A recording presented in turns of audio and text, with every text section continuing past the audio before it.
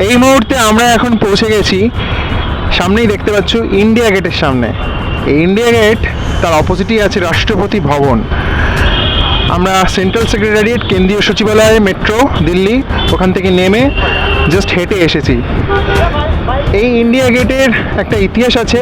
এই গেটটা কিন্তু 16 বছর আগে, স্বাধীনতা মানে 1947 সালের 16 বছর আগে 1931 সালে বানানো হয়। বানিয়েছিল ব্রিটিশ গভর্নমেন্ট। প্রথম বিশ্বযুদ্ধ 1914 থেকে 1918 সাল অবধি এবং 1919 সালের ইন্দো আফগান যুদ্ধে যে সমস্ত ভারতীয় সিপাহীরা, জনসাধারণ ইংরেজদের হয়ে যুদ্ধ করেছিল, তাদের সম্মানার্থে ইংল্যান্ডের রানী ভিক্টোরিয়া তৃতীয় ছেলে ডিউক অফ কনাট সেই সম্মানার্থে এই স্মারক স্মৃতি বানান। এটা বানানো শুরু হয় 1921 সালে, ভিত্তিপ্রস্তর স্থাপন করা হয়, কিন্তু কাজ শুরু হয় 1924 সালে আর কাজ শেষ হয় 1931 সাল নাগাদ। এটা হলো সাবওয়ে। এই সাবওয়ে দিয়েই আমরা ইন্ডিয়া গেটের কাছে পৌঁছাবো। এখন আমরা রাস্তার অন্য সাইডে রয়েছি, তো চলো। কিরম স্লোপিং হয়ে গেছে।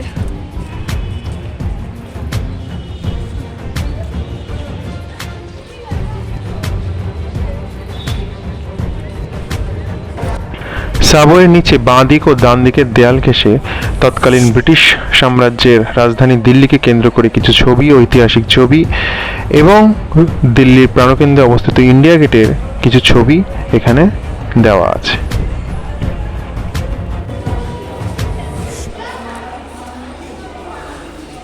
চলো।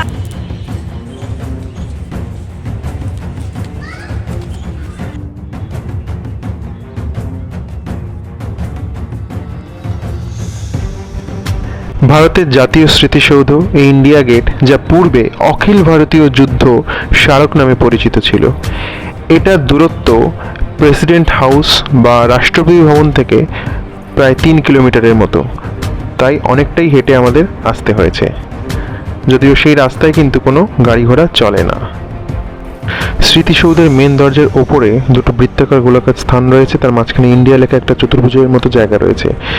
এর বাম দিকে গোলাকার স্থানে MCM-XIV, যেটা 1914 সালের প্রথম বিশ্বযুদ্ধকে ডিনোট করে, আর ডান দিকে একটা MCM-XIX, যেটা 1919 সালের ইন্দো আফগান যুদ্ধকে ডিনোট করে। আমি এখন যে রাস্তার উপর দাঁড়িয়ে আছি, যার উপর ইন্ডিয়া গেট অবস্থিত, এখানে কিন্তু এককালে ছিল দিল্লি আগ্রা যাওয়ার রেলপথ। পরে এটা সরিয়ে যমুনা নদীর তীরে নিয়ে যাওয়া হয় রেলপথটা, পরে তৈরি হয় নিউ দিল্লি রেল স্টেশন। সেই সময় এই রাস্তাটি তখন তৈরি করা হয়।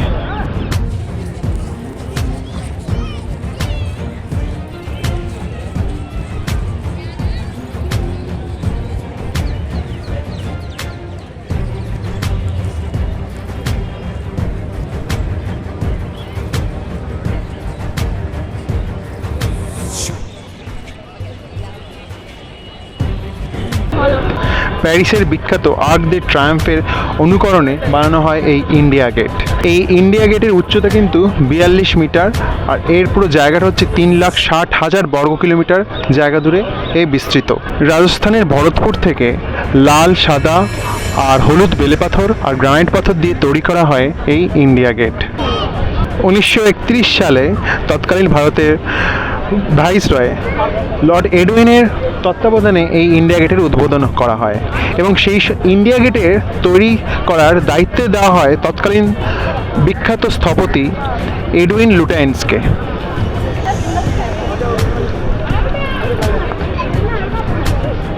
ইন্ডিয়া গেটের এই গেটের যে দেয়ালগুলো দেখতে পাচ্ছ, এই গেটের দেয়ালে কিন্তু শহীদদের নাম খোদাই করা আছে এবং নাম লেখা আছে।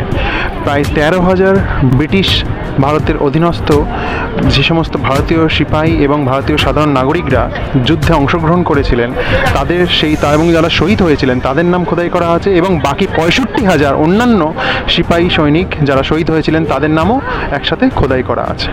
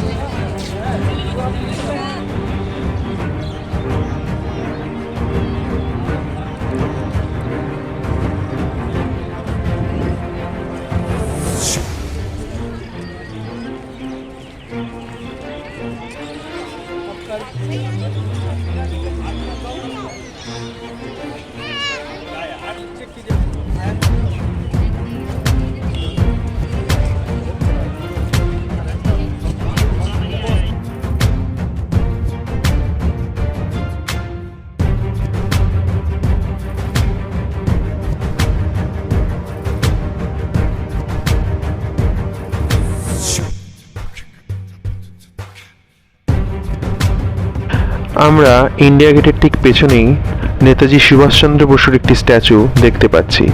এটি বর্তমান প্রধানমন্ত্রী নরেন্দ্র মোদীর উদ্যোগে 2022 সালের 8ই সেপ্টেম্বর উন্মোচন করা হয়। এখন যে জায়গায় নেতাজির মূর্তিটি রয়েছে সেই জায়গায় ছিল ইংল্যান্ডের রাজা পঞ্চম জর্জের প্রস্তর মূর্তি। সেটি 1968 সালে ডিমোলিশড করা হয়। তারপর 1968 থেকে 2022 সাল অবধি ফাঁকা ছিল জায়গাটি। 2022 সালেই নেতাজির প্রস্তর মূর্তি স্থাপন করা হয়।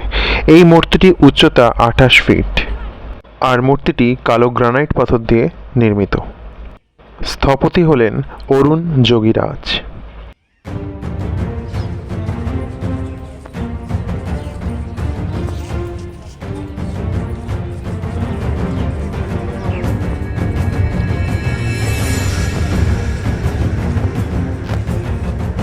নেতাজির মূর্তির ঠিক পেছনেই রয়েছে ন্যাশনাল ওয়ার মেমোরিয়াল, যেটা 2019 সালে উন্মোচিত করা হয়।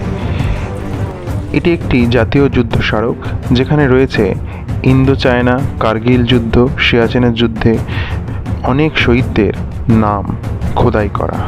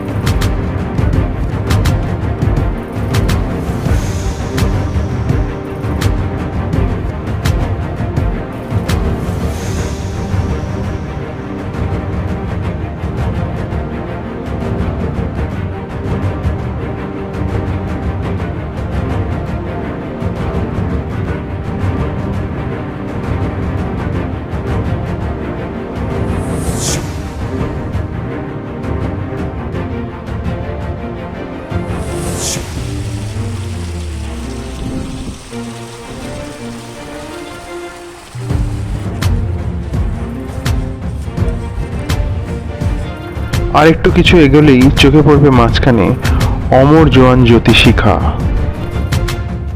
এর আগে অমর জওয়ান জ্যোতি শিখাটি ছিল ইন্ডিয়া গেটের ঠিক নিচেই, এখন সেটি আর দেখা যাবে না। 2022 সালের 21শে জানুয়ারির পর থেকে সেই অমর জওয়ান জ্যোতি শিখাটি সংযুক্তিকরণ করে হয়েছে এই নতুন জায়গাটাকে। এর আগে অমর জওয়ান জ্যোতি শিখাটি যেটি ছিল ইন্ডিয়া গেটের ঠিক পাদদেশে, সেটি উন্মোচন করেছিলেন 1972 সালের তৎকালীন প্রধানমন্ত্রী ইন্দিরা গান্ধী। আর সেটি করা হয়েছিল 1971 সালে বাংলাদেশের মুক্তিযুদ্ধে অংশগ্রহণকারী এবং শহীদ হওয়া ভারতীয় সৈনিকদের সম্মানার্থে। দেশের শহীদ দিবস ও প্রজাতন্ত্র দিবসে দেশের প্রধানমন্ত্রী ও বিশিষ্টজনেরা শহীদ বেদিতে পুষ্পস্তবক দিয়ে শ্রদ্ধা জানান ও তারপরে ইন্ডিয়া গেটের সামনে থেকে মানে রাজপথ থেকে কুচকাওয়াজ শুরু হয় এবং প্যারেড অনুষ্ঠান চলে।